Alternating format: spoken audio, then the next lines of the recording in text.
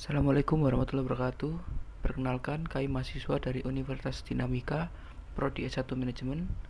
Pada mata kuliah Business Systematic Review, kami dari kelompok 1 yang beranggotakan Alivia Amanda Nisa, Dina Fitrianti Firdaus, dan saya sendiri Alifian Daniel Alhabib. Pada presentasi kami yang pertama ini, kami akan mempresentasikan case pada merek Always. Pada slide pertama, saya akan menjelaskan poin pertama yaitu Procter and Gamble tentang selalu Rusia. Pada Mei 1998, Enik Desmet, manajer merek untuk kategori perlindungan feminim P&G Rusia, sedang mendiskusikan strategi masa depan dengan tim manajemen senior perusahaan di Moskow. Nah, merek andalan Always ini telah berkembang besar sejak diluncurkan di Rusia pada Oktober 1995 dan angka audit terbaru menunjukkannya mencapai kepemimpinan pasar pada awal tahun 1998. Lalu pertemuan tersebut termasuk Stasi Anastasov, yaitu manajer umum untuk sejumlah kategori termasuk perlindungan feminim atau yang dinamakan dengan Fempro, dan Laurent Philippe, yaitu wakil presiden dan manajer umum yang bertanggung jawab atas anak perusahaan Rusia, yaitu P&G.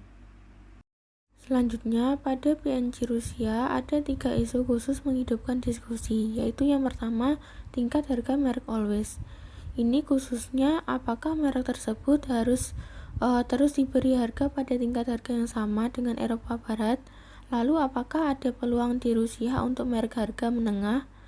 Nah, Anastasov berpendapat bahwa mencerminkan di banyak pasar berkembang lainnya, manajemen P&G ini memutuskan untuk bersaing dengan merek lokal dengan harga lebih rendah, lalu menggunakan portofolio Fempro yang berada di ujung bawah dengan harga di bawah harga di negara maju. Lalu ada di Rusia ini, bagaimanapun manajer umum Fempro memutuskan untuk memperkenalkan teknologi terbaik mereka dengan harga premium, sejalan dengan yang berlaku di pasar maju ini. Dan sebagai hasilnya telah membangun bisnis premium. Lalu yang kedua ada keberlanjutan dari berbagai strategi pemasaran yang diikuti di Rusia dan negara-negara tetangga di Eropa Timur. Dan apakah penting bagi tim Rusia untuk mempertimbangkan hal ini dalam merumuskan rencananya sendiri. Yang ketiga, memperluas portofolio Fempro dengan meluncurkan All Days, yaitu merek pendamping panty liner, dan Tempek atau merek tampon yang ditambahkan ke merek stabil P&G melalui akuisisi Tem Brands pada tahun 1997. Slide berikutnya adalah Philip merefleksikan tantangan khusus yang ditimbulkan oleh konteks pasar yang sedang berkembang. Menurutnya, ada 4 prinsip telah mendorong kesuksesan P&G di Rusia. Yang pertama, ada menjadi yang pertama. Maksudnya, P&G di depan persaingan mereka dalam hal komitmen terhadap pasar Rusia, terutama di luar pusat kota besar. Yang kedua, P&G tidak hanya masuk lebih awal, tetapi mereka masuk dalam skala besar, bukan melalui pendekatan pay as you go. Lalu yang ketiga, P&G bersaing dengan produk terbaik mereka dan teknologi. Yang keempat, yaitu P&G telah membangun sistem dan proses daripada menunggu mereka berkembang. P&G telah berinvestasi secara ekstensif dalam distribusi dan dalam mempelajari kemitraan dengan pemasok global seperti agensi. Situasi pasar di Rusia benar-benar berbeda dari yang sebelumnya, yaitu di Belgia. Rusia adalah pertumbuhan yang cepat tetapi ketidakpastian yang tinggi. Akibatnya, pekerjaannya juga sangat berbeda, dengan banyak keputusan memiliki dampak yang jauh lebih besar pada perkembangan bisnis. Nah, sejauh ini semuanya berjalan lebih baik daripada yang berani Desmet harapkan. Namun, untuk itu cukup tantangan untuk menjaga momentum tersebut. Poin kedua yaitu tentang latar belakang pasar Rusia. Untuk pertama kalinya sejak muncul dari runtuhnya Uni Soviet pada tahun 1989, Rusia menikmati pertumbuhan ekonomi real pada tahun 1997 dengan PDB meningkat sebesar 0,4%, produksi industri sebesar 1,9%, inflasi turun menjadi 11% pada akhir tahun.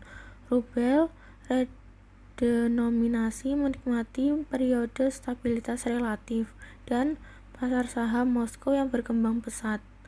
Namun, pada awal tahun 1998, sebagian besar analisis ekonomi bersikap hati-hati tentang kekokohan pemulihan. Nah, kekhawatiran ini disuarakan tentang prospek liberalisasi pasar yang berkelanjutan, mengingat lambatnya reformasi hingga saat ini dan kelemahan nyata Presiden Yeltsin dibandingkan dengan parlemen yang dikendalikan komunis. Dengan pemilihan presiden yang dijadwalkan pada tahun 2000 pada saat itu, tekanan ekonomi sedang membangun pada pemerintah yang membawa tingkat utang dan pengawasan yang tinggi. Sistem pemungutan pajak yang terkenal tidak efisien. Poin selanjutnya adalah konsumen Rusia. Sebelumnya, Desmet adalah lulusan Harvard Business School. Sebelumnya dia bekerja di Operasi Nasional PNG di Brussels dan bergabung dengan organisasi Rusia pada tahun 1997. Desmet berpendapat bahwa ia keliru untuk menganggap konsumen Rusia kurang canggih, meskipun mereka hidup di pasar yang kurang berkembang. Riset konsumen menunjukkan bahwa konsumen bersedia mencoba merek baru, tetapi melaporkan perpindahan yang luas kecuali dalam kategori di mana perbedaan signifikan dalam kualitas produk diyakini ada. Dalam kategori tertentu, terutama makanan, banyak konsumen menyatakan preferensi untuk produk lokal dan skeptisisme terhadap kualitas barang impor dan olahan, karena banyak pekerja menerima gaji pada interval yang tidak teratur. Lalu keputusan pembelian bervariasi dari satu perjalanan belanja ke perjalanan berikutnya. Dan banyak konsumen melaporkan kesediaan untuk berdagang atau pergi tanpa merek tertentu ketika mereka memiliki lebih sedikit uang untuk dibelanjakan. Kemudian konsumen Rusia sering bingung antara preferensi yang mendasari mereka dan realiti situasi ekonomi mereka. Di satu sisi, mereka bersedia untuk mencoba produk baru, akan setia kepada mereka yang memiliki persepsi perbedaan kualitas, dan bersedia untuk berkeliling untuk menemukannya. Di sisi lain, mereka hidup dengan tingkat ketidakpastian yang tinggi. Mereka hanya dibayar pada interval yang tidak teratur, dan mereka sering dipaksa untuk turun dari merek favorit mereka. Distribusi merupakan tantangan terberat yang dihadapi perusahaan-perusahaan barat yang beroperasi di Rusia. Sistem distribusi yang dikendalikan pemerintah sebelumnya telah runtuh, meninggalkan kekosongan anarkis daripada infrastruktur terbelakang yang khas dari banyak pasar negara berkembang. Kemudian PNG mengidentifikasi sejumlah distributor yang menjanjikan dan berinvestasi dalam pengembangan bisnis mereka sebagai imbalan atas komitmen untuk mendistribusikan produk PNG. Lalu PNG memberi setiap distributor fund, teknologi informasi, modal kerja, dan di atas itu semua pelatihan ekstensif tentang cara menjalankan distributor grosir, termasuk bidang-bidang seperti manajemen inventaris, kebijakan kredit, dan akuntansi. Sebagai imbalan untuk menjadi distributor eksklusif P&G, setiap bisnis juga diberikan eksklusivitas teritorial. Kemudian distributor P&G mencakup berbagai kategori retail dari department store yang lebih besar hingga banyak toko lingkungan kecil yang diandalkan oleh banyak orang Rusia. Lalu selain pelanggan langsung ini, P&G juga pergi ke pasar melalui pedagang grosir, saluran yang berkembang karena pentingnya bagi vendor pasar terbuka dengan runtuhnya banyak organisasi distribusi yang mapan pada tahun 1990-an. Pasar jalanan terbuka di mana vendor wirausaha skala besar yang dijual dari warung atau bahkan hanya meja tumbuh dengan cepat hingga mencapai 50% dari penjualan di beberapa kota. Sistem distribusi P&G sendiri memberi mereka keunggulan kompetitif yang besar dalam cakupan dan kedalaman cakupan, dan juga memungkinkan untuk kami untuk secara proaktif mengelola risiko keuangan dengan distributor P&G tersebut. Saya akan menjelaskan tentang distribusi. Distribusi merupakan tantangan terberat yang dihadapi perusahaan-perusahaan barat yang beroperasi di Rusia. Karena sistem distribusi yang dikendalikan pemerintah sebelumnya telah runtuh, meninggalkan kekosongan anarkis daripada infrastruktur terbelakang yang khas dari banyak pasar negara berkembang. Karena Rusia juga merupakan negara terbesar di dunia berdasarkan wilayah, banyak perusahaan multinasional memutuskan untuk menunda masuk pasar atau membatasi kegiatan ke Moskow dan St. Petersburg atau P&G. P&G ini berniat untuk mencapai cakupan distribusi nasional pada kesempatan paling awal, memutuskan untuk mengadopsi strategi berani yang sama yang telah diikuti dengan sukses di Polandia, yang dikenal dengan perusahaan sebagai model MC-Van. P&G mengidentifikasi sejumlah distributor yang menjanjikan dan berinvestasi dalam pengembangan bisnis mereka sebagai imbalan atas komitmen untuk hanya mendistribusikan produk P&G. P&G memberi setiap distributor teknologi informasi, model kerja, dan di atas semua itu pelatihan ekstensif tentang cara menjalankan distributor grosir, termasuk bidang-bidang seperti manajemen inventaris dan kebijakan kredit dan akuntansi. Sistem distribusi P&G ini sendiri memberi mereka keunggulan kompetitif yang besar dalam cakupan yang kedalaman cakupan, dan juga memungkinkan kami untuk secara proaktif mengelola risiko keuangan dengan distributor P&G tersebut. Meskipun penjualan van langsung tentu saja akan sangat mahal di sebagian besar negara, di sini di Rusia efisiensinya yang lebih besar bernilai beberapa poin persentase markup di saluran secara marginal. Namun, seiring berkembangnya sistem distribusi lainnya, keunggulan ini tentu saja akan terkikis, dan karena itu kami telah berupaya membuat operasi ini menjadi lebih efisien dan mentransfer praktik terbaik dari organisasi negara P&G lainnya. Selanjutnya yaitu menjelaskan tentang Selalu. Selalu menjadi merek pembalut sekali pakai pelindung wanita terkemuka di dunia. Pasar senilai sekitar 7 miliar US dollar di retail pada tahun 1997, di mana P&G menangkap sekitar 25%. Penggunaan pembalut versus tampon sangat bervariasi menurut negara. Misalnya, tampon lebih disukai oleh 40% wanita di Inggris, tetapi hanya 4% di Italia. Setelah sebelumnya kurang aktif dalam kategori tampon, P&G meningkatkan teknologi, dan pada tahun 1997 P&G mengakuisisi Tam Brands, pemilik merek tampon terkemuka di dunia.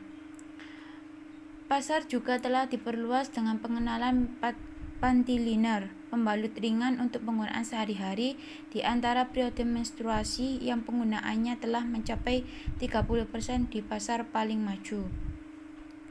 Selanjutnya, saya akan menjelaskan tentang rangkaian produk Always terdiri dari 3 varian dari 2 lini teknologi produk seperti yang ditunjukkan pada tabel berikut ini, yaitu ada produk reguler dan produk ultra. Produk reguler ada 3 tingkatan, yaitu classic, plus, dan super plus. Untuk kelebihan dari reguler klasik yaitu biasa-biasa saja, dan untuk regular plus itu ada tambahan plus wings, dan untuk produk reguler super plus itu ada tambahan plus wing dan plus extra length. Untuk produk ultra ada normal, plus, dan super plus. Untuk yang normal itu tidak ada tambahan apapun, dan untuk ultra plus itu ada tambahan plus wings, dan untuk ultra super plus itu ada tambahan plus wing dan plus extra length. Selanjutnya, saya akan menjelaskan tentang selalu Rusia. Selalu diluncurkan di Rusia pada Oktober 1995 dengan 3 unit penyimpanan stok, yaitu klasik dan plus, tipet biasa, dan ultra plus. Selalu diposisikan sebagai merek premium, bukan sebagai penawaran pasar menengah. Merek pembalut sekali pakai yang memimpin pasar di Rusia pada tahun 1995 dan hingga tahun 1997 adalah Libres, yang dimiliki oleh perusahaan kertas Swedia Monlik.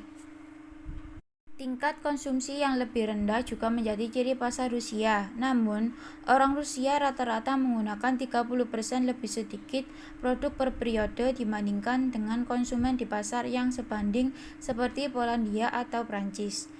Desmek mengaitkan waktu pemakaian pembalut yang lebih lama ini dengan tingkat pendapatan yang dapat dibelanjakan yang lebih rendah di Rusia, bersama dengan penghematan yang dihasilkan dari bertahun-tahun hidup dalam ekonomi yang ditandai dengan kelangkaan barang. Konsumen Rusia juga melaporkan keinginan untuk pembalut malam yang tahan lama. Tim P&G harus memperlakukan angka-angka audit ini dengan hati-hati karena 2 alasan. 1. Mereka hanya mencakup 14 kota terbesar di Rusia, rumah bagi hanya 18% dari populasi, dan karena itu mungkin mengecilkan bagian P&G mengingat kekuatannya di wilayah tersebut. Kedua, mereka mengecualikan penjualan melalui pasar terbuka, saluran di mana pemimpin pasar dan 1 atau 2 merek harga biasanya kuat. Selanjutnya saya akan menjelaskan tentang harga. Tabel berikut ini menunjukkan indeks harga yang kompetitif untuk beberapa merek terkemuka. Dilihat dari tabel ini menunjukkan meskipun harganya mahal, Always bernasib baik dengan penelitian tentang persepsi nilai konsumen, dengan 78% menggambarkan mereka tersebut sebagai nilai terbaik untuk uang.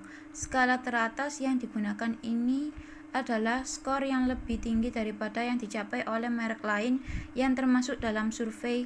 Libres mencetak 57%, Carefree 58%, Berla 50%, dan Veronica hanya 41%. Selanjutnya saya akan menjelaskan tentang distribusi selalu. Distribusi selalu mencapai kepemimpinan pasar pada akhir 1997, terutama berdasarkan kekuatan distribusi regionalnya, yang menghasilkan pangsa pasar hingga 50% di kota-kota yang jauh, seperti Murmansk yang belum terlayani dengan baik oleh pesaing utama, di Moskow dan St. Petersburg, di mana Always share adalah sekitar 13,5%. Ia masih menempati peringkat kedua setelah Libres, terutama karena kekuatan relatif merek-merek ini di saluran farmasi, yang menyumbang lebih dari 50% penjualan pembalut di kota-kota ini dibandingkan dengan 35% secara nasional. Rata-rata toko Rusia membawa 2 hingga 3 Always SKU. Salah satunya biasanya Always Classic. Masalah distribusi utama lainnya yang dihadapi Desmek adalah peran pasar jalanan terbuka yang menyumbang 50% dari penjualan di banyak kota. Desmek mulai menerima laporan dari tenaga penjualan lapangan bahwa beberapa grosir besar telah berhenti memesan dari P&G Rusia dan malah mendistribusikan produk polis Always. Selanjutnya adalah periklanan. Dengan pengalaman luas di seluruh dunia tentang kekuatan TV dalam membangun mereknya, P&G telah menjadi salah satu perusahaan barat pertama yang beriklan di TV Rusia dan tetap menjadi pengiklan terbesar hingga tahun 1997. Kemudian, Fempro adalah kategori yang sulit untuk mengelola periklanan dan telah terbukti lebih menantang di Rusia. Secara umum, konsumen memiliki sikap yang sangat kritis terhadap iklan pet karena tabu sosial membahas produk intim tersebut di depan umum. Kategori Fempro di Rusia terkenal karena aktivitas periklanan tingkat tinggi, dengan semua merek besar hampir menggandakan aktivitas mereka pada tahun 1997, dan peningkatan lebih lanjut dalam aktivitas kemungkinan pada tahun 1998 dengan peluncuran tampon oleh Libresse. Kemudian Maria Bjork, manajer media P&G di Moskow, menggambarkan pasar periklanan Rusia bahwa sisi positifnya pasar relatif murah dan tidak berantakan.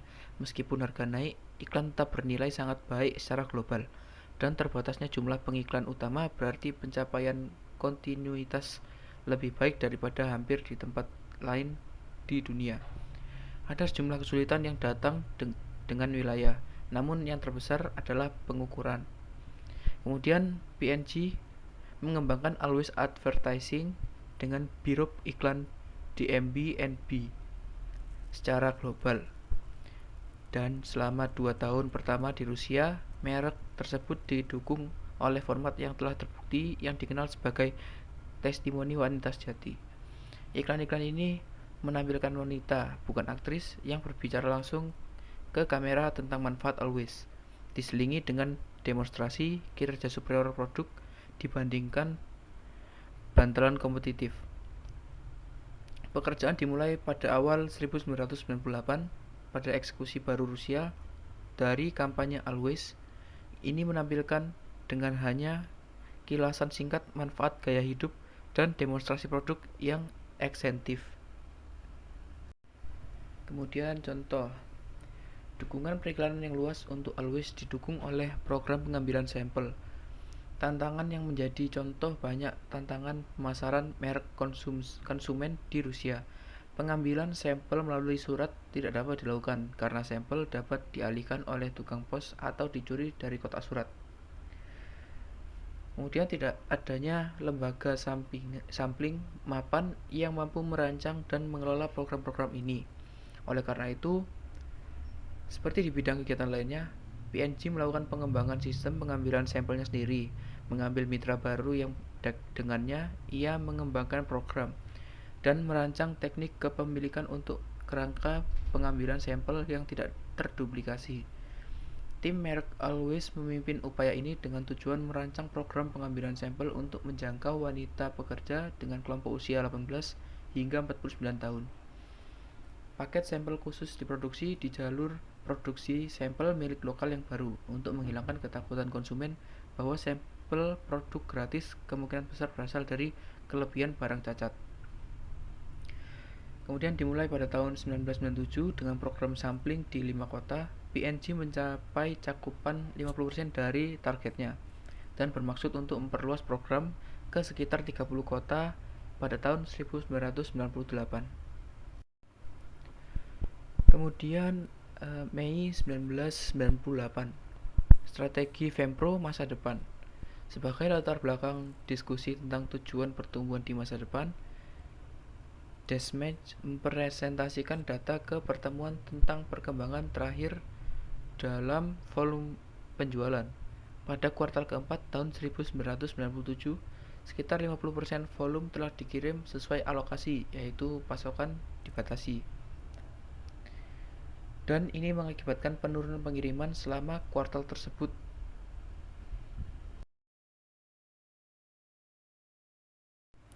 Kemudian pada awal tahun 1998, kendala pasokan telah diatasi dan ada prospek peningkatan volume penjualan terkait. Bahkan perbaikan situasi pasokan ini membawa masalah lain yang tidak terduga dalam bentuk impor paralel. Hal ini menimbulkan pertanyaan yang lebih luas tentang keinginan dan keberlanjutan dari berbagai strategi yang diadopsi oleh manajemen merek untuk Always di Rusia dan negara-negara tetangga. Always sendiri merupakan salah satu merek global utama P&G, dan semua keputusan pemasaran diambil dalam kerangka posisi dan identitas merek yang konsisten secara internasional. Namun di CEE, bisnis P&G telah berkembang dengan otonomi lokal yang cukup besar, mengingat kandidat pasar yang berbeda dalam hal penggunaan produk, struktur persaingan, dan kondisi ekonomi, seperti yang diilustrasikan pada tabel berikut.